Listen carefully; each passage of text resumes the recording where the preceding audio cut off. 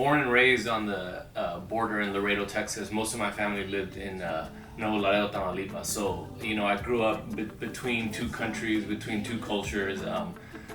Laredo's a place where you can walk into a restaurant and order in English and they'll respond to you in Spanish, or vice versa. You go to Taco Palenque and order "Unas dos piratas," and they're like, "Sí, sir, it's gonna be 8."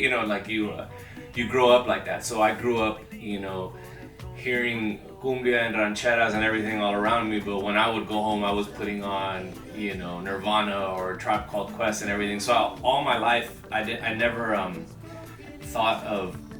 I just grew up speaking two languages. I grew up with two countries, two cultures, two different sounds all the time, and I never saw those borders or those.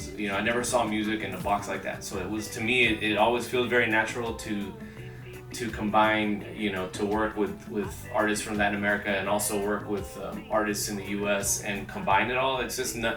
I was never fazed by anything like that. I don't think of music like that. I don't divide it by language. I don't divide it by culture. I just divide it if it feels good and it sounds good. And I think also people don't realize how much in common Latin rhythms have with rock and roll or with funk and with soul and stuff like that. So I've it's kind of become my life mission to how do you combine all this and make it sound like what it sounded like to me when I was growing up.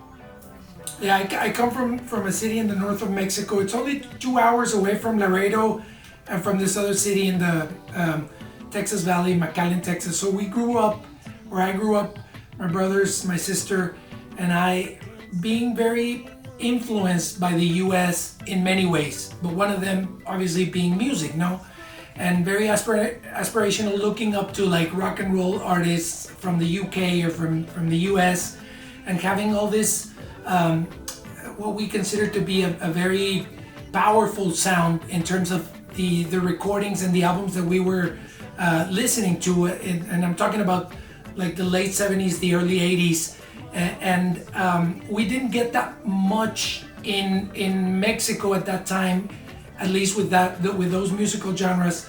So it wasn't until years later that I understood what Adrian is now explaining, how these two worlds kind of combine very well. An audience going to see a cumbia show, and then next day or next week going to see a band from Europe play some jazz or some fusion or whatever. It doesn't really matter. Musical is very, very rich in many ways. For me, these past 7 years, it has been a very great experience learning about these other musicians in other parts of the world, coming into Austin and sharing the music, and it's just been great.